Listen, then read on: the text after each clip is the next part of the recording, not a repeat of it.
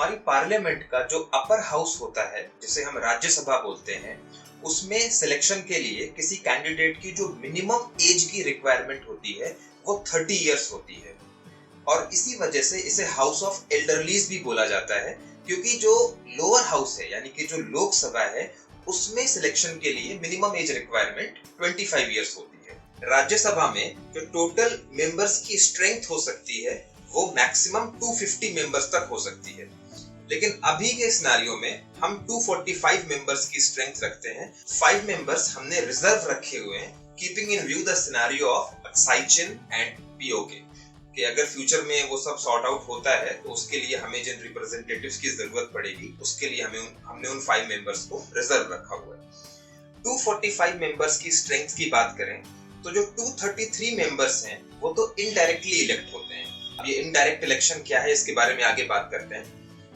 और बाकी के जो 12 मेंबर्स होते हैं वो नॉमिनेट किए जाते हैं by the president of the country. एक council of ministers headed by prime minister president को एक लिस्ट ऑफ मेंबर्स देते हैं, जिसमें से कि वो 12 मेंबर्स को इलेक्ट करें। जिन लोगों ने आर्ट्स, साइंस, लिटरेचर या फिर सोशल सर्विस की फील्ड्स में कुछ एक्स्ट्रा ऑर्डिनरी कॉन्ट्रीब्यूशन किया होता है, उनमें से ये 12 मेंबर्स नॉमिनेट किए जाते हैं। राज्यसभा के 1/3 मेंबर्स हर 2 साल में रिटायर होते हैं और इसीलिए राज्यसभा के मेंबर्स का जो टेन्योर होता है वो टोटल 6 इयर्स का होता है।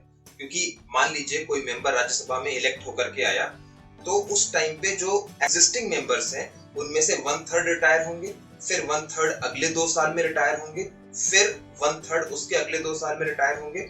इस तरीके से जो मेंबर्स राज्यसभा में इलेक्ट होकर के आते हैं वो टोटल 6 इयर्स का पीरियड सर्व करते हैं। अब अगर क्वालिफिकेशंस की बात करें तो सबसे पहले तो आप इंडिया के एक सिटीजन होने चाहिए। एज की बात तो हो ही गई कि मिनिमम आपकी एज 30 इयर्स की होनी चाहिए।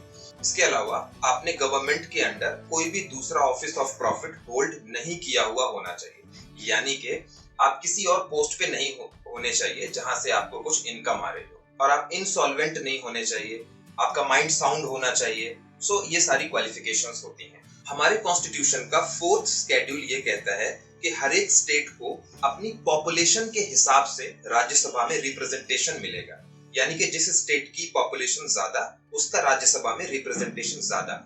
जैसे कि उत्तर प्रदेश की राज्यसभा में सीट्स हैं 31, राजस्थान की है 10 और गोवा की है सिर्फ 1। तो इस तरह से पॉपुलेशन के हिसाब से हर एक स्टेट का राज्यसभा में अपना अपना रिप्रेजेंटेशन होता है। अब बात करते हैं एक्चुअल इलेक्शन। तो राज्यसभा में एक्चुअल इलेक्शंस कब होंगे? एक तो सिनेरियो मैंने बताया कि 1/3 ऑफ द मेंबर्स जो हैं वो हर 2 साल में रिटायर होंगे ही होंगे, तो तब इलेक्शन होगा। या फिर बीच में किसी मेंबर का डिस्क्वालिफिकेशन हो गया या डेथ हो गई या फिर किसी ने रिजाइन कर दिया, इन सिचुएशंस में भी इलेक्शन होगा। बाई पोल्स के थ्रू उन्हें इलेक्ट किया जाएगा, लेकिन ध्यान देने वाली बात यह है कि वो पूरा 6 इयर्स का टर्म सर्व नहीं करेंगे, वो सिर्फ उतना टर्म सर्व करेंगे जितना उस मेंबर का बचा हुआ होगा जिसकी जगह पे वो आए। राज्यसभा के चेयरमैन की जो पोजीशन होती है वो हमेशा इंडिया के वाइस प्रेसिडेंट की होती है, यानी कि अभी वेंकैया नायडू जी राज्यसभा के चेयरमैन हैं और बाकी के जो हाउस के लीडर्स हैं वो आप यहाँ पे देख सकते हैं। राज्यसभा के मेंबर्स का जो इलेक्शन होता है वो इनडायरेक्ट इलेक्शन होता है। इनडायरेक्ट इलेक्शन का मतलब ये है कि इसमें डायरेक्टली जनरल पब्लिक वोट नहीं डालती है, बल्कि पब्लिक के जो रिप्रेजेंटेटिव्स होते हैं जिन्हें पब्लिक ने इलेक्ट किया होता है, यानी कि डिफरेंट कॉन्स्टिट्यूएंसीज के जो एमएलएज होते हैं वो वोट डालते हैं। तो इसमें सारे स्टेट्स के एमएलएज वोटिंग कर सकते हैं और वो यूनियन टेरिटरीज जहां पे लेजिस्लेचर होता है जैसे दिल्ली, पुडुचेरी और जम्मू एंड कश्मीर, वहां के एमएलएज भी वोटिंग कर सकते हैं। दूसरी बात यह है कि राज्यसभा के इलेक्शन में प्रोपोर्शनल रिप्रेजेंटेशन होता है। प्रोपोर्शनल रिप्रेजेंटेशन का मतलब ये है कि एग्जांपल लेते हैं हम राजस्थान का। राजस्थान में जो टोटल एमएलए की सीट्स हैं वो 200 हैं, यानी कि 200 एमएलए वहां पे वोट कर सकते हैं, और राज्यसभा की जो टोटल सीट्स है राजस्थान से वो 10 है। प्रेजेंटली राजस्थान में जो रूलिंग पार्टी है यानी कि कांग्रेस, उसके पास 122 सीट्स है। तो इसका मतलब ये है कि राज्यसभा की 10 सीटों में से 61% सीट्स पे तो कांग्रेस जिसको चाहेगी उसको बनवाएगी, लेकिन जो बची हुई राज्यसभा की सीट्स हैं उनके लिए अलग अलग नॉन रूलिंग पार्टीज के पास भी अपॉर्चुनिटी होगी कि वो अपने अपने एमएलए की स्ट्रेंथ के हिसाब से बची हुई राज्यसभा की सीट्स के लिए कॉन्टेस्ट कर सकते। तो इसका मतलब ये है कि अगर किसी स्टेट में कोई पार्टी रूल कर रही है तो ये जरूरी नहीं है कि वो पार्टी वहां पे जितने भी मेंबर्स को चाहे इलेक्ट करवा सकती है। हर एक पार्टी के पास अपने एमएलए की स्ट्रेंथ के हिसाब से राज्यसभा की सीट्स के लिए रिप्रेजेंटेशन होगा और इसको बोलते हैं प्रोपोर्शनल रिप्रेजेंटेशन। जो एक्चुअल इलेक्शन होता है वो होता है सिंगल ट्रांसफरेबल वोट के थ्रू। ये क्या होता है ये समझ में आ जाएगा आपको। मान लीजिए कि किसी स्टेट में राज्यसभा की टोटल सीट्स 10 है, लेकिन अभी के लिए जितनी सीट्स पे इलेक्शन होना है वो है 4।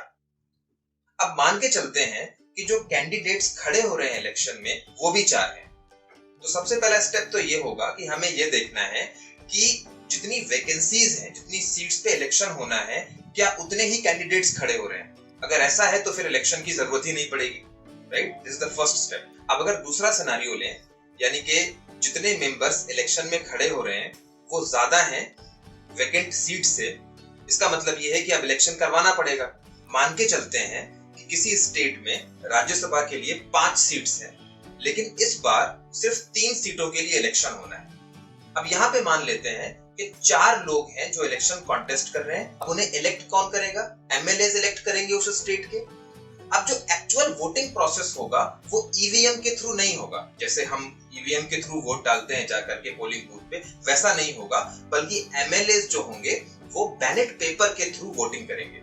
बैलेट पेपर का यूज यहाँ पे इसलिए किया जाता है क्योंकि वहां पे उन्हें किसी एक कैंडिडेट को सिलेक्ट नहीं करना होता, बल्कि उस बैलेट पेपर में उन चारों कैंडिडेट्स के लिए अपना प्रेफरेंस मेंशन करना होता है। अब ऐसा क्यों करना पड़ता है वो आपको आगे समझ में आ जाएगा।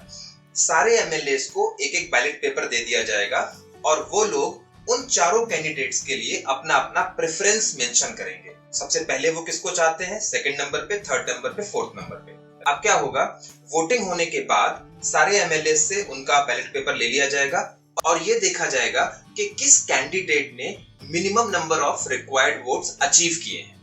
अब minimum number of required votes कितने चाहिए होंगे, इसके लिए एक सिंपल सा फॉर्मूला होता है। जितने भी वोटर्स हैं, यानी कि जितने भी टोटल एमएलएस हैं उस पर्टिकुलर स्टेट में, डिवाइडेड बाय जितनी सीट्स पे इलेक्शन होना है +1। यानी कि अगर मैं उत्तर प्रदेश का एग्जांपल लूं, क्योंकि मेरा होम स्टेट यूपी है तो मैं इसका एग्जांपल लेता हूं। टोटल जो वहां पे एमएलएस हैं वो 403 है, राइट, डिवाइडेड बाय इस बार वहां पे जो इलेक्शन हुआ वो 11 सीट्स पे हुआ, राइट। सो डिवाइड बाय 11 +1 और फिर इसमें +1 हो जाएगा फॉर्मूले के अकॉर्डिंगली। तो ये टोटल आ जाएगा 34.5 यानी कि 35। अब हर एक वोट की जो वैल्यू होती है वो 100 पॉइंट्स मानी जाती है, यानी कि 3500 पॉइंट्स चाहिए मिनिमम किसी को भी इलेक्शन को जीतने के लिए। अब काउंटिंग कैसे होगी? सबके बैलेट पेपर्स हमारे पास आ गए, राइट। अब मान लेते हैं कि जो चारों कैंडिडेट्स थे वो थे ए, बी, सी और डी। अब हम इन चारों कैंडिडेट्स की एक अलग अलग बास्केट बना लेते हैं, राइट, ए, बी, सी और डी। अब हमें क्या करना है, हर एक बैलेट पेपर को चेक करना है कि उसमें फर्स्ट प्रेफरेंस किसको दी गई है। उसमें जिस कैंडिडेट को फर्स्ट प्रेफरेंस दी गई है उसकी बास्केट में उस पेपर को डाल देना है, राइट। जैसे मान लेते हैं पहला बैलेट पेपर आया जिसमें कि फर्स्ट प्रेफरेंस थी कैंडिडेट डी को दी गई थी, तो वो चला जाएगा कैंडिडेट डी की बास्केट में। फिर मान लेते हैं फर्स्ट प्रेफरेंस सी की थी तो सी में चली गई। फिर मान लेते हैं फर्स्ट प्रेफरेंस अगेन सी का था तो फिर सी में चला जाएगा। फिर मान लेते हैं फर्स्ट प्रेफरेंस ए का था तो वो ए में आ जाएगा। ऐसे ऐसे करके हम सारे वोट्स को डिवाइड कर देंगे इन चारों कैंडिडेट्स की बास्केट में।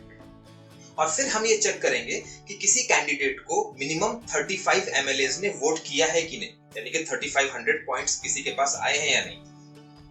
अब जिसके पास 35 वोट्स आए होंगे वो सिलेक्ट हो जाएगा।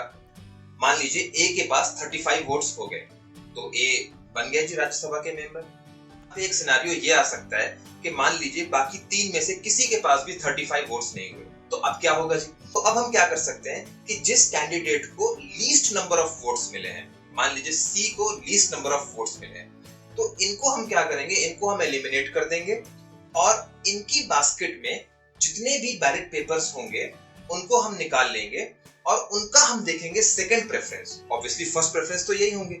मान लीजिए हमने पहला बैलेट चेक किया तो उसमें फर्स्ट प्रेफरेंस तो ऑब्वियसली सी का होगा, लेकिन हमने सेकंड प्रेफरेंस चेक किया तो मान लीजिए वो बी का है, तो वो बैलेट हम बी के बास्केट में ट्रांसफर कर देंगे। ऐसे ऐसे करके हम सी के सारे बैलेट्स को चेक करेंगे और उनके सेकंड प्रेफरेंस को अलग अलग कैंडिडेट्स में ट्रांसफर कर देंगे। उसके बाद हम चेक करेंगे कि क्या किसी के पास मिनिमम रिक्वायर्ड वोट्स आए या नहीं। जनरली ऐसा होता है कि 2 राउंड्स की वोटिंग के बाद इलेक्शन ओवर हो जाता है और कैंडिडेट्स इलेक्ट हो जाते हैं। हाँ, बहुत बड़े स्टेट्स का इलेक्शन है अगर यूपी या बिहार जैसे, तो कभी कभी वोटिंग 3rd या 4th राउंड तक भी चली जाती है और इसी तरह से 3rd या 4th राउंड्स भी हो जाते हैं। सो इसे हम बोलते हैं सिंगल ट्रांसफरेबल वोट, यानी वोट्स को ट्रांसफर किया जा रहा है। जिस पर्सन को आपने फर्स्ट प्रेफरेंस दिया था, अगर वो पर्सन नहीं जीत पा रहा है तो एटलीस्ट जिसको आपने सेकंड प्रेफरेंस दिया था वो जीत सकता है। तो इस तरह से हमारी वोट वेस्ट नहीं होती है। वोट को ट्रांसफर करके एटलीस्ट हमारे जो सेकंड प्रेफरेंस या थर्ड प्रेफरेंस के जो कैंडिडेट्स होते हैं वो जीत सकते हैं। और इसीलिए यहाँ पे हम बैलेट पेपर का यूज करते हैं, क्योंकि अगर ईवीएम का यूज करेंगे तो ये चीज पॉसिबल नहीं हो पाएगी। अब एक और चीज की बात करते हैं जिसको हम बोलते हैं open ballot system. Open ballot system का मतलब ये होता है कि यहाँ पे कोई करप्शन ना हो या कोई क्रॉस वोटिंग ना हो, इसलिए एक लिमिटेड फॉर्म ऑफ ओपननेस रखी गई है। यानी कि ऐसा नहीं होता कि हम सबके सामने ये दिखाएंगे कि किस एमएलए ने किसको वोट दिया है, लेकिन एक लिमिटेड फॉर्म ऑफ ओपननेस रहेगी। वो कैसे रहेगी कि हर एक एमएलए को पार्टी के एक ऑथराइज्ड एजेंट को अपना बैलेट पेपर शो करने के बाद ही उसको सबमिट करना होता है। अगर वो उस ऑथराइज्ड एजेंट को अपना पेपर शो किए बिना सबमिट करते हैं तो उनका वोट इनवैलिड माना जाएगा।